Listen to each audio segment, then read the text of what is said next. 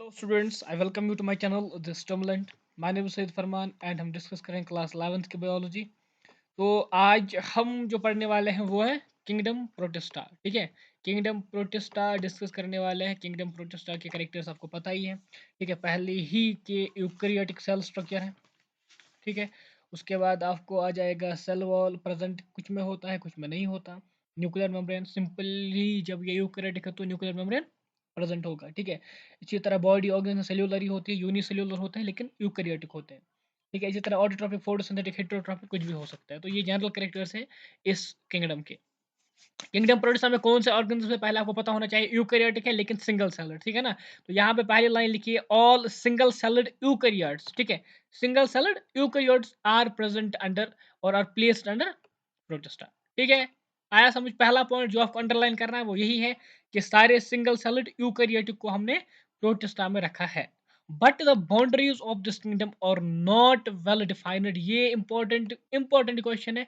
ये बहुत बार पूछा गया है। जब मैं प्रिपेयर कर रहा था तो मैंने बहुत बार ये क्वेश्चन देखा कि किस किंगडम की जो वॉल्स है, किसकी बाउंड्री जो है जो डिफाइंड नहीं है। तो आपको याद रखना है कि ये है कौन है किंगडम, किंगडम प्रोटिस्टा। क्या है किंगडम प्रोटिस्टा की जो बाउंड्रीज है वो डिफाइंड नहीं है।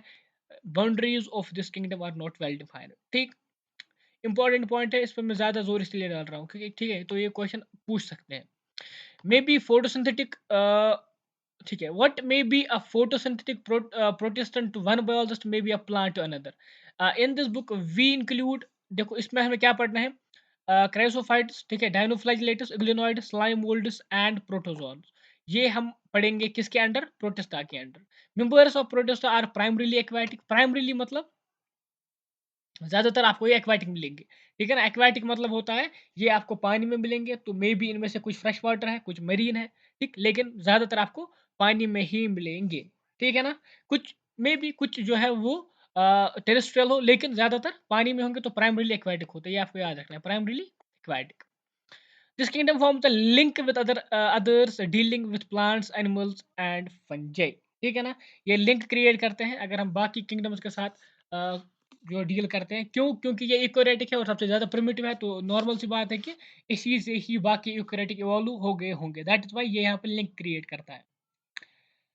Being eukaryotes, the protist cell body contains well-defined nucleus and other membrane-bound organelles. Some have flagella, कुछ को flagella होगा जैसे डायनोफ्लैजिलेट्स है, और कुछ को सीलिया होता है जैसे आपका पैरामीशियम आ जाएगा। Protists reproduce asexually and sexually by process involving the cell fusion and zygote formation। ठीक है, और यहाँ पे सिंपल सी बात है, सेक्चुअली भी ये रिप्रोड्यूस करते हैं, सेक्चुअली भी करते हैं, सेल फ्यूजन भी हो जाता है और जाइगोट फॉर्मेशन भी होती है यहाँ पे। ठीक है, तो चलते हैं इसके जो ग्रुप्स हैं उन पे चलते हैं, एक एक करके सबको डिस्कस करते हैं। पहला ग्रुप हमारा आएगा कौन सा, क्रायोसोफाइट्स। ठीक है, क्रायोसोफाइट्स डिस्कस करेंगे। पहले आपको देखना है इसमें जो मेन पॉइंट्स हैं जिनको मैं अंडरलाइन करूंगा उनको तो अंडरलाइन करना ही करना है, हाईलाइट करना ही करना है अपने टेक्स्ट पे। और जब आप नेक्स्ट टाइम पढ़ोगे उस पर ज्यादा फोकस करना है। ठीक है ना, क्योंकि वो पॉइंट्स इंपॉर्टेंट है।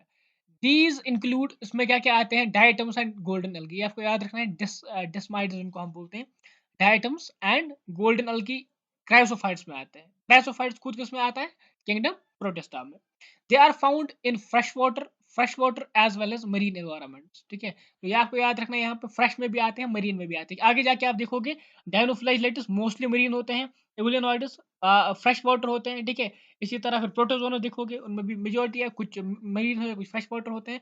तो यहाँ पे क्रायोसोफाइट्स दोनों में होते हैं, फ्रेश वाटर में पा सकते हैं और मरीन एनवायरमेंट में। माइक्रोस्कोपिक होते हैं, float passively in water currents, that इनको हम प्लैंकटन बोलते हैं। ठीक है, प्लैंकटन क्या होता है, ये फ्रीली फ्लोट करते हैं। अब ये फ्लोट क्यों करते हैं, यहाँ पे आपको रीजन जो आएगा वो आप लिख सकते हो, ड्यू टू फैट। ठीक है, इनमें ऑयल होता है, फैट होता है। ठीक है, और उसकी वजह से ये फ्लोट करते हैं, फैट की वजह से। तो आपके लिए मैं लिखता हूँ यहाँ पे, सिंपल टर्म याद रखो, ड्यू टू फैट। ठीक है, तो याद रहेगा आपको, फैट की वजह से ये फ्लोट करते हैं। Most of them are photosynthetic. में भी क्वेश्चन आ जाए, क्रायोसोफाइट्स का जो न्यूट्रिशन है मोस्टली क्या होता है, तो मोस्टली ये फोटोसिंथेटिक है, मतलब ये खुद अपना फूड सिंथेसाइज करते हैं। In diatoms the cell walls form two thin overlapping shells which fit together as in soap box, ठीक है।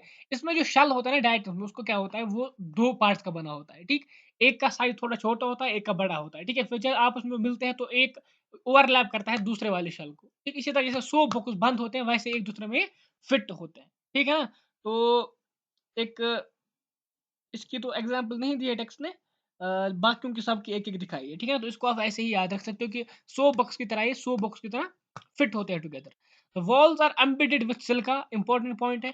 वॉल्स में क्या एम्बेड किया होता है, सिलिका होता है, ठीक है। Thus the walls are indestructible, walls indestructible होते हैं।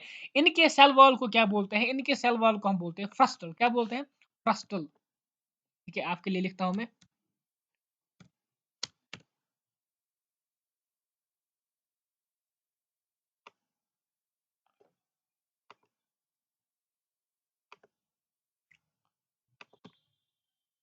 क्या बोलते हैं, फ्रस्टल।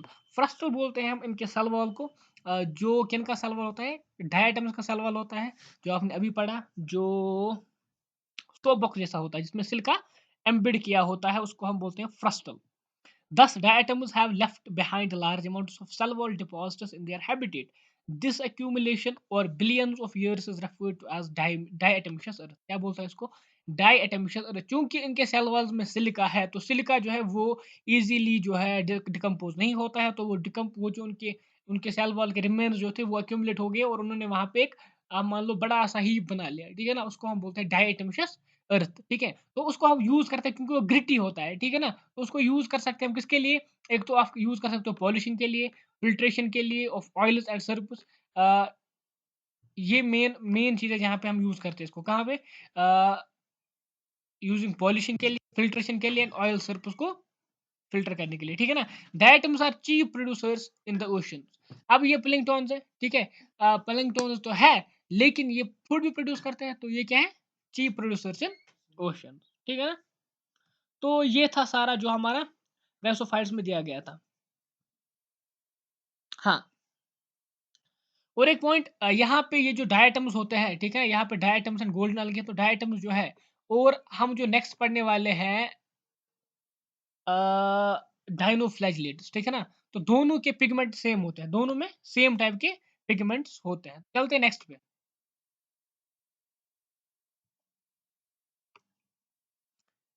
नेक्स्ट आपका है ये वाला पेज, ठीक है। तो इसको जूम करते हैं। हम्म, आप डायनोफ्लैजिलेट्स पे आ जाते हैं। डायनोफ्लैजिलेट्स में क्या होता है, पहला पॉइंट जो आपको याद रखना है, मोस्टली मरीन होते हैं एंड फोटोसिंथेटिक भी होते हैं, ठीक है ना। तो मोस्टली क्या होते हैं, मोस्टली मरीन होते हैं। जहाँ पे हमने पहले देखा क्रायोसोफाइट्स में क्या होता था, क्रायोसोफाइट्स या तो मरीन होते थे या तो फ्रेश वाटर होते थे, लेकिन डायनोफ्लैजिलेट्स मोस्टली मरीन होते हैं। ये पॉइंट याद रखना है, क्या, mostly marine. They appear yellow, yellow आपको दिख सकते हैं, ये ग्रीन, ब्राउन, ब्लू और red, depending upon the main pigment present in their cells. ये आपको यहाँ पे जो एग्जांपल है, ये रही आपके डाइनोफ्लैजिलेट्स की, क्या रही, डाइनोफ्लैजिलेट्स की। तो इसकी जो इसका जो कलर है, ये डिपेंड करेगा कि इसमें कौन सा पिगमेंट ज्यादा है, उसी का जैसा कलर आ जाएगा, ठीक है। यहाँ पे हमें कौन सा दिखाया गया है, येलो दिख रहा है, ठीक है ना, येलो टाइप का है। हाँ, The cell wall has stiff cellulose plates on their surface, outer surface। तो outer surface इनका cell wall मतलब सेलुलोज से बना होता है। ये पॉइंट भी याद रखना है, क्या, कि सेल वॉल किसका बना होता है, सेलुलोज का बना होता है। Most of them have two flagella, ये तो नाम से ही हमें पता चलता है ना, डाइनो फ्लैजिलेट से मतलब दो फ्लैजिला तो होंगी ही। मोस्ट ऑफ मतलब ज्यादातर जो उसमें है उनको दो फ्लैजिला होती है, ठीक है। One lies longitudinally and the other transversal, एक लॉन्गिट्यूडनल होती है और एक ट्रांसवर्सली रहती है इन अ फ्रो बिटवीन द वॉल प्लेट्स।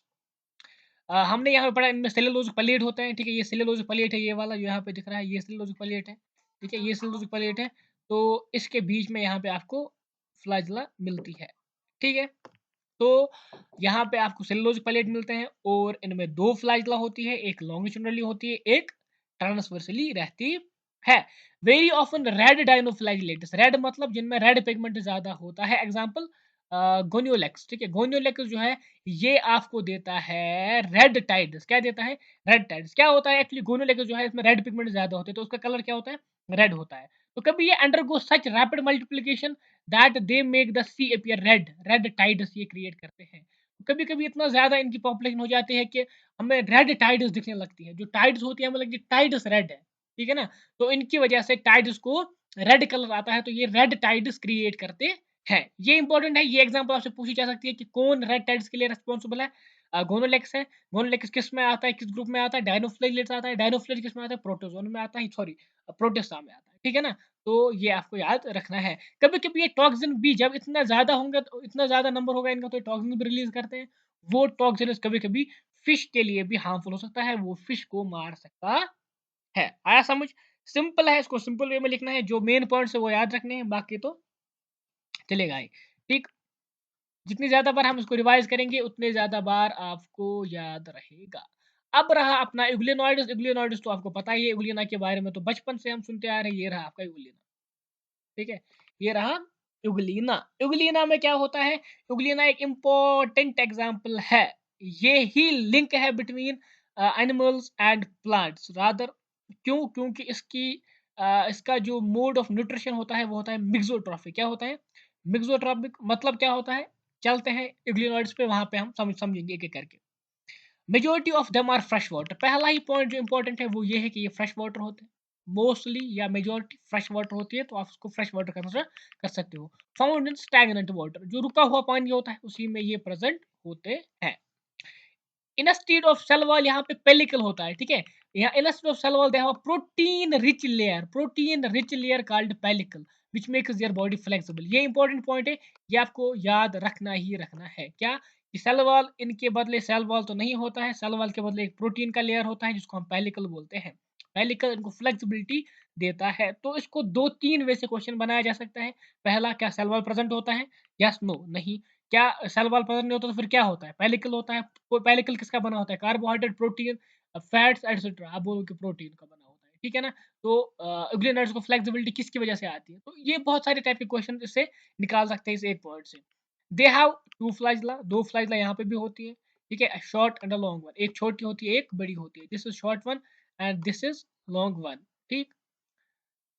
दो they are photosynthetic in the presence of sunlight. Important point यहाँ पे आ रहा है आपको, ये सनलाइट के प्रेजेंस में फोटोसिंथेटिक होते हैं। When deprived of sunlight they behave like heterotroph, ठीक है ना। इसको बोलते हैं mixotrophic nutrition, mixotrophic mode of nutrition.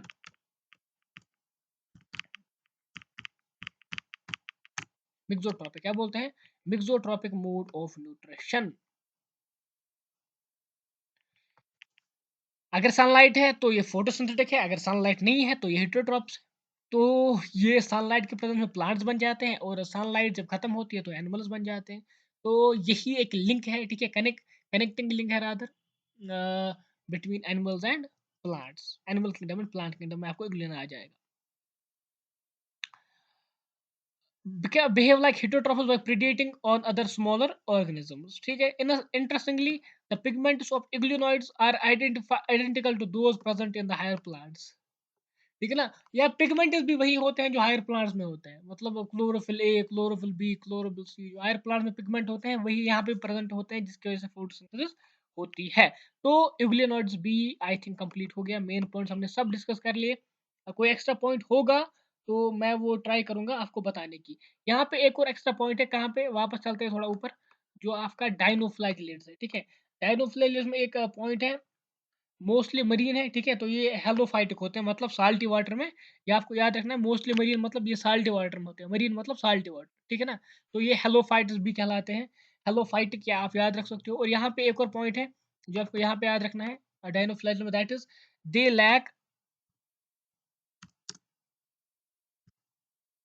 Chlorophyll B, है ना। क्लोरोफिल बी इनमें प्रेजेंट नहीं होता, ठीक है। ये लैक करते हैं क्या? Chlorophyll B. ये आपको याद रखना है कि इनमें क्लोरोफिल बी नहीं होता। ये फोटोसिंथेटिक होते हैं लेकिन क्लोरोफिल बी नहीं होता। और क्योंकि ये मरीन वाटर होते हैं तो ये इनको हम हेलोफाइटिक भी बोलते हैं, ठीक है। क्योंकि नॉर्मल सी बात है, जब मरीन है तो हेलोफाइटिक ही है, ठीक है। आया समझिए? तो ये था इसमें ये वाला पॉइंट। चलते हैं नेक्स्ट पे, स्लाइम मोल्ड्स पे। फ्लाई मोल्ड भी एक अच्छा ही टॉपिक है। ये हम देख सकते हैं, ये तो उतना मसला नहीं है, तो हम देख पाते हैं। उनके लिए माइक्रोस्कोप चाहिए होता है, यूग्लिना या डायनोफ्लाइक्लेट्स से, पैरामीशियम के लिए भी। फ्लाई मोल्ड्स आर सेप्रोफाइटिक प्रोटिस्ट। पहला ही पॉइंट है, अभी तक फोटोसिंथेटिक आपने पढ़ा, मिक्सोट्रॉपिक पढ़ा, हेटेरोट्रॉपिक पढ़ा, अब आगे आपको सेप्रोफाइटिक। सेप्रोफाइटिक मतलब डेड एंड डिकेइंग मैटर पे ये सर्वाइव करते हैं उसी को डिकम्पोज करते हैं और उसी से अपना फूड निकालते हैं। The body moves along decaying twigs and leaves engulfing the organic material. ठीक है, तो ये ऐसे बढ़ता जाता है, यहाँ से फूड होता है उसी के अराउंड जाता है और वहां से फूड को कंज्यूम करता है। Under suitable conditions they form an aggregation called plasmodium. पहला ही पॉइंट आपको यहाँ पे क्वेश्चन बना सकते हैं हम कि प्लाज्मोडियम कब बनता है। ठीक है, एग्रीगेशन एक बनता है, इसको हम प्लाज्मोडियम बोलते हैं। यहाँ पे ये जो है ये स्लाइम मोल्ड की एग्जांपल दी गई है, ये वाली। ठीक है, ये स्लाइम मोल्ड की एग्जांपल है।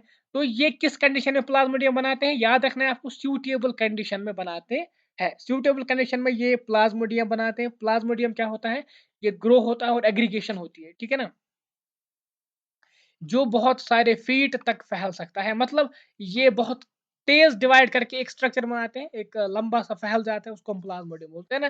ड्यूरिंग प्लाज्मोडियम दो है, ठीक है ना, यहाँ पे एक प्लाज्मोडियम है, दूसरा आपको आएगा प्लाज्मोडियम वैक्स मलेरियल पैरासाइट। ठीक, ये प्लाज्मोडियम और वो प्लाज्मोडियम अलग अलग है, ये डिफरेंट है। ये प्लाज्मोडियम स्लाइम मोल्ड है, ये किंगडम प्रोटिस्टा में है। वो जो है वो मलेरियल है, ठीक है, वो पैरासाइट है, वो भी आपको आ जाएगा वो आपको प्रोटोजोन ग्रुप में आ जाएगा। ठीक ना, उसके बाद जब हम पढ़ेंगे अभी तो वो आपको आ जाएगा प्रोटोजोन में। प्रोटोजोन है वो। और स्लाइम मोल्ड में एक प्लाज्मोडियम है, प्रोटोजोन में एक प्लाज्मोडियम है। ये दो अलग अलग प्लाज्मोडियम है, इनको आपस में कोई भी कनेक्शन नहीं है। ड्यूरिंग अनफेवरेबल कंडीशंस में, फेवरेबल कंडीशन में प्लाज्मोडियम बनाते हैं, अनफेवरेबल कंडीशन में Plasmodium differentiates and forms fruiting bodies bearing spores eight there tips. ये स्पोर्स बनाते हैं, फ्रूटिंग बॉडीज बनाती है, स्ट्रक्चर बनाती है, उसके ऊपर स्पोर्स निकलते हैं। ठीक है, दी स्पोर्स पोजेस ट्रू वॉल्स। ठीक है, यहाँ पे आपको ये समझना है कि प्लाज्मोडियम में सेल वॉल नहीं होता, लेकिन जैसे स्पोर बनते हैं उनमें ट्रू सेल वॉल्स होते हैं। ठीक है, उनमें सेल वॉल होते हैं। क्यों? क्योंकि उनको अनफेवरेबल कंडीशंस को सर्वाइव करना है। दैट इज वाई उनमें एक स्ट्रॉन्ग सेल वॉल रखा जाता है, जिसकी वजह से वो फिर वो कंडीशंस को सर्वाइव कर पाते हैं। They are extremely resistant and survive for many years. ठीक है, even under adverse conditions spores are dispersed by air current. ठीक, तो सेल वॉल की वजह से क्या होता है, ये बहुत टाइम तक जिंदा रह पाते हैं, ये स्पोर्स बहुत टाइम तक ऐसे ही रह पाते हैं। ठीक है ना, और इनको अनफेवरेबल कंडीशंस कोई इफेक्ट नहीं करती। आया समझ? तो ये था आपका स्लाइम मोल्ड। इसमें दो तीन पॉइंट्स इंपॉर्टेंट है। सूटेबल कंडीशन में क्या बनता है, अनफेवरेबल कंडीशन में क्या बनता है। ठीक है, ट्रू सेल वॉल्स किसमें होते हैं, एंड ये रेजिस्टेंट होते हैं। ठीक है ना, ये भी याद रख सकते हो, स्पोर्स का डायरेक्टली प्लाज्मोडियम में बनता है कि फ्रूटिंग बॉडीज पे, फ्रूटिंग बॉडीज पे बनता है। ठीक, आया समझ? हाँ, तो ये था कौन, स्लाइम मोल्ड्स। अब आ गया हमारा आई थिंक लास्ट वाला, इस किंगडम का लास्ट वाला ग्रुप, दैट इज प्रोटोजोन्स। ठीक है ना, प्रोटोजोन पे चलते हैं। प्रोटोजोन्स में डिफरेंट ग्रुप से एक एक करके देखते हैं। प्रोटोजोन्स को बोलते हैं प्रिमिटिव रिलेटिव्स ऑफ एनिमल्स, पढ़ते हैं यहीं पे। All protozoans are heterotrophs. पहला ही पॉइंट और इंपॉर्टेंट पॉइंट, ये आपको याद रखना है, किसी भी हालत में कोई भी इससे क्वेश्चन आराम से बन सकता है, यहाँ पे कंफ्यूज नहीं होना है। प्रोटोजोन सारे हेटेरोट्रॉपस है, लेकिन सारे प्रोटिस्टस, ठीक है, सारे प्रोटिस्टस हेटेरोट्रॉपस नहीं है।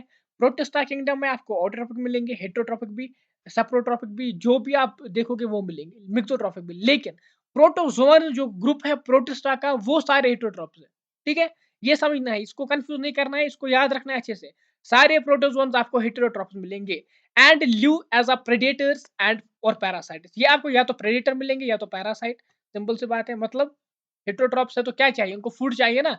फूड अगर इनको चाहिए तो ये प्रेडेटर हो गए, तो ये कुछ प्रे करते हैं, किसी चीज का प्रे करते हैं, उसको मारते हैं और फिर खाते हैं।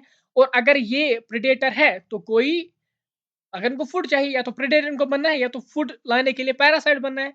दैट इज वाई या ये प्रेडेटर रहता है क्योंकि हेटेरोट्रॉपस है, या तो ये पैरासाइट होता है। दोनों केसेस में इनको अपना फूड मिल जाता है। ठीक, they are believe to be primitive relatives of animals. Question आ सकता है, आपसे पूछा जा सकता है, primitive relatives of animals are believe. ठीक है, कौन है, ऑप्शन वन आपको दिया गया है, आपको दिया जाएगा पहला ही ऑप्शन प्रोटिस्टा। ठीक है, प्रोटेस्टेंट, प्रोटेस्टेंट गलत है, प्रोटोजोन्स ठीक है, याद रखना।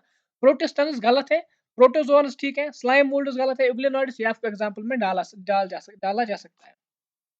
मैं इस टाइप का क्वेश्चन बना सकता हूं क्योंकि यहाँ पे इंपॉर्टेंट क्वेश्चन बन सकता है। ठीक है, मेजरली इनको हम फोर ग्रुप में डिवाइड करते हैं, किनको, प्रोटेस्टेंट्स, प्रोटोजोन्स को। प्रोटोजोन्स को हम 4 ग्रुप्स में डिवाइड करते हैं, ठीक है ना, 4 ग्रुप्स में डिवाइड करते हैं प्रोटोजोन्स को। पहला आपको आएगा एमीबॉइड प्रोटोजोन्स। क्या आएगा? Amoeboid protozoans. एमीबा इसमें आ जाएगा आपका। सिंपल सी बात है, तो नाम देख के ही आपको समझ में आ गया होगा, ठीक है ना। These organism live in fresh water, sea water और मॉइस्ट सॉइल। ये आपको हर जगह मिलेंगे, फ्रेश वाटर में भी, सी वाटर में भी, मॉइस्ट सॉइल में भी। दे मूव एंड कैप्चर। ये मूव एंड कैप्चर कैसे करते हैं पता है आपको? By the formation of pseudopodia. पता होगा आपको। चेक करते हैं, नेक्स्ट पेज पे आ जाते हैं।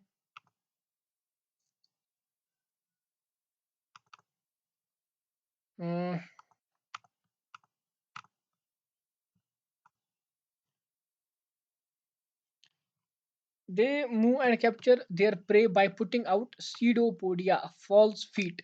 पता है आपको फॉल्स फीट कैसे बनाते हैं, ठीक है ना। इनकी शेप ही कुछ ऐसी होती है कि ये फिर एनगल्फ करते हैं। सपोज पहले ऐसी शेप होती है इनकी, कुछ ऐसे होती है, ठीक है। ऐसे होते हैं सीडोपोडिया आपकी। ये जो है ये स्ट्रक्चर, ये और ये सीडोपोडिया है, ठीक है। सपोज हम मानते हैं कि यहाँ पे फूड है, फूड पार्टिकल यहाँ पे है, तो इसको अलग अलग कलर देते हैं। रेड कलर से इसको हमने रेड कलर दिया फूड पार्टिकल को। तो ये क्या काम करते हैं, ये ऐसे एक शेप बनाते हैं, आगे आ जाते हैं, फिर ऐसे एक शेप क्रिएट करते हैं, ठीक है। ऐसे बनाते हैं,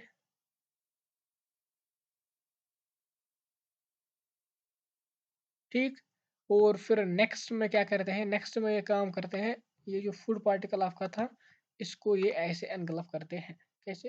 ऐसे एनगल्फ कर दिया, एक वैक्यूल डाल देते हैं और इसको फिर ऐसे ऐसे एम्यूबा बन जाता है आगे से, ठीक है। ऐसे इस फूड को एनगल्फ करके खा जाते हैं। और ये जो यहाँ पे ये जो बनाते हैं, इनको हम सीडोपोडिया बोलते हैं। फॉल्स फीट याद रख सकते हो आप, सीडोपोडिया, ठीक। हम्म। एज इन अमीबा, जैसे अमीबा इसके एग्जांपल है। मरीन, यहाँ पे एक और इंपॉर्टेंट पॉइंट है, that is marine forms have silica shells on their surface. ये इंपॉर्टेंट पॉइंट है। किसकी मरीन फॉर्म्स में आपको सिलिका शेल्स मिलते हैं? अमीबा की जो मरीन फॉर्म्स है, जो मरीन वाटर में रहती है, साल्टी वाटर में रहती है, उनके शेल्स में सिलिका होता है। ये आपको याद रखना है। Some of them such as entamoeba are parasites. Entamoeba histolytica जो है पैरासाइट है आपका। ये डिजीज भी करता है ह्यूमंस में, ठीक। Anti amoeba Historica. चलते हैं नेक्स्ट ग्रुप पे। नेक्स्ट ग्रुप है फ्लैजिलेटेड प्रोटोजोन्स। प्रोटोजोन तो है लेकिन ये फ्लैजिलेटेड है, मतलब इनके पास फ्लैजिला होता है। इसकी एग्जांपल कौन आएगी? इंपॉर्टेंट एग्जांपल है ट्राइपनसोमा। ट्राइपनसोमा आपका स्लीपिंग सिकनेस करता है। चलते हैं, the members of this group are either free living, या तो ये फ्री लिविंग आपको मिलेंगे या पैरासाइटिंग होंगे, ठीक है। ये तो सिंपल सी बात है, या तो फ्री लिविंग है तो पैरासाइट पहले हमें पता है, या तो प्रेडेटर होता है या तो पैरासाइट होता है। प्रेडेटर होगा तो फ्री लिविंग है, पैरासाइट होगा तो पैरासाइट है। दे हैव फ्लैजिला, इनको फ्लैजिला होता है। The parasitic forms cause disease such as sleeping sickness. Sleeping sickness कौन करता है? ट्राइपनसोमा। ये आपको याद रखना, ये आपको एग्जांपल है। क्या ट्राइपनसोमा में फ्लैजिला होती है? Yes, they have flagella. Trypanosoma में फ्लैजिला होती है। क्वेश्चन इस तरीके से भी आ सकता है, डायरेक्टली नहीं लिखा है ट्राइपनसोमा में फ्लैजिला है, लेकिन आपको लिखा है कि प्रोटोजोन फ्लैजिलेटेड प्रोटोजोन में फ्लैजिला होती है और उसके एग्जांपल ट्राइपनसोमा है। ट्राइपनसोमा में आपको पूछा जा सकता है which of the following have flagella. Trypanosoma example में होगा तो ट्राइपनसोमा में फ्लैजिला होती है, ठीक है। याद रहा? गुड। चलते हैं आगे, सीलिएटेड पे आ जाते हैं। सीलिएटेड, सीलिएटेड तो ये तो आपको पता ही है। सीलिएटेड में क्या आएगा? पैरामीशियम, ठीक है ना। These are aquatic. एक्वाटिक होते हैं मतलब पानी में रहते हैं। Actively moving organisms because presence of thousands of सीलिया। Actively move करते हैं क्योंकि इनके पास सीलिया होता है। अब सीलिया है तो मूव ही करेंगे, अब सीलिया को ऐसे क्यों रखेंगे, ठीक है ना। They have cavity called gallate. Gallate इनके पास होता है, गैलेट हमारे पास भी होता है, इनके पास भी गैलेट होता है। हमारे पास देखो, एक तो गैलेट होता है और गट होता है, ठीक। तो इनके पास कैविटी होती है जिसको गैलेट बोलते हैं, ठीक है। That opens to the outside of the cell surface. ये outside the cell surface open होती है। The coordinated movement of rows of cilia causes the water laden with food to be steered into gullet, ठीक है। अब ये सीलिया काम करते हैं, वाटर को मूव करते हैं और जो फूड होता है वो उनके गलेट में चला जाता है और वो फूड ये खाते हैं, ठीक है। एग्जाम्पल क्या है? पैरामीशियम एग्जाम्पल है आपकी, ठीक। आया समझ? नेक्स्ट आपको आ जाएगा स्पोरोजोन। स्पोरोजोन्स क्या करते हैं, this include diverse organism that have an infectious spore like stage. ठीक है, ये डाइवर्स ऑर्गेनिज्म है, इनका एक इन्फेक्शियस स्पोर लाइक स्टेज होता है बॉडी में। स्पोरोजोन्स इंपॉर्टेंट है क्यों, यहाँ पे आपको और एक प्लाज्मोडियम आएगा, जो आपने पहले प्लाज्मोडियम पढ़ा था वो अलग है, ये प्लाज्मोडियम अलग है। ठीक है, मे बी आपको क्वेश्चन भी पूछा जा सकता है, what is difference between Plasmodium and Plasmodium. दोनों आपको लगेंगे सेम है, प्लाज्मोडियम प्लाज्मोडियम तो दोनों है, डिफरेंस कैसे बताएंगे। ठीक है, तो आप वहां पे एक को स्लाइम मोल्ड में एक्सप्लेन कर सकते हो, एक को स्पोरोजोन्स में एक्सप्लेन कर सकते हो। इन देयर लाइफ साइकिल इनका एक स्टेज ऐसा होता है जहां पे इन्फेक्शस होते हैं, मतलब एटलीस्ट एक स्टेज पे लाइफ के इन्फेक्शस होते हैं। ठीक है, द मोस्ट नोरिशियस इन इस प्लाज्मोडियम मलेरियल पैरासाइट। सबसे ज्यादा कौन सा है जो अभी एग्जांपल हमारे पास है, वो है प्लाज्मोडियम मलेरियल पैरासाइट विच काज मलेरिया, जिसकी वजह से क्या होता है, मलेरिया होता है। A disease which has staggering effect on human population, जिसका बहुत ही एक एडवर्स इफेक्ट हमारी ह्यूमन पॉपुलेशन पे है। स्पोरोजोन जो है प्लाज्मोडियम मलेरियल पैरासाइट। आया समझ, समझ में आ गया सबको। ठीक है, ये सिंपल टॉपिक है, जितनी बारीकी से पहली बार पढ़ोगे तो नेक्स्ट टाइम जब आप पढ़ोगे आपको फिर सिर्फ रीडिंग करनी है, तो जो पॉइंट्स आपने हाईलाइट किए खुद ही इन पे नजर पड़ेगी एंड आप आराम से ये चीजें तब फिर से रिपीट कर सकते हो। ठीक है ना, तो ये एक अच्छी स्टाइल है पढ़ने की, जिसे आप लाइन बाय लाइन पढ़ते हो तो कोई पॉइंट मिस भी नहीं होगा। ठीक, जो भी पॉइंट लिखे हैं वो हम आराम से पढ़ सकते हैं। देखते हैं टाइम कहाँ पे पहुंचा लेक्चर का, तो वरना फिर हम किंगडम फंजे पे जाते हैं। नहीं, अगर किंगडम फंजे स्टार्ट करेंगे तो बहुत टाइम चला जाएगा, वीडियो लंबा हो जाएगा, तो बेटर है कि हम यहीं पे खत्म करें। कल हम I think we will try to do it, कल हम ट्राई करेंगे कि सारा खत्म हो जाए। ठीक, तो क्या करना है, टेक्स्ट को पढ़ना है। ठीक है, कोई भी रेफरेंस की जरूरत नहीं है, मैं जिस तरीके से आपको पढ़ा रहा हूँ मुझे नहीं लगता इसके बाद आपको रेफरेंस की जरूरत पड़ेगी।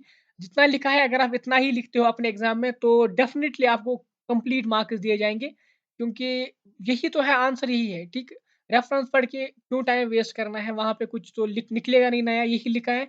और जो नया एक्स्ट्रा आ जाएगा वो आपको पढ़ना नहीं है। ठीक है ना, आपको वो एग्जाम में पूछा जाएगा, ना ही नीट में पूछा जाएगा। नीट के लिए भी आपको ऐसे ही पढ़ना पड़ेगा, यही पॉइंट्स जो मैं आपको हाईलाइट करवा रहा हूँ, जो मैं अंडरलाइन कर रहा हूँ, यही पॉइंट्स आपको इन पे ही फोकस करना पड़ेगा। ठीक है, आया समझ। तो आज मैं इसको यहीं पे खत्म करते हैं, यहीं पे रहने देते हैं। तो हमारे साथ आप जुड़ सकते हैं इंस्टाग्राम पे, द स्टूमलेंट 2021 पे आके आप ज्वाइन कर सकते हैं। ठीक है, तो इसको थोड़ा सा हम लिखते हैं साइड में।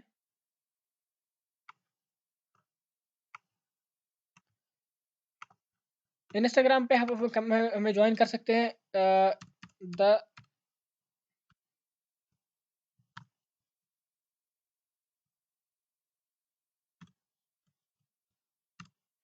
2021।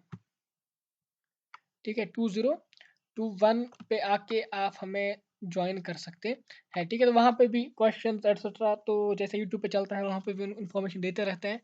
और आप चाहें तो टेलीग्राम की लिंक में भी आपको मिल सकती है नीचे डिस्क्रिप्शन में, वहाँ पे जाके भी आप हमें ज्वाइन कर सकते हो। बाकी thanks for watching, thanks a lot.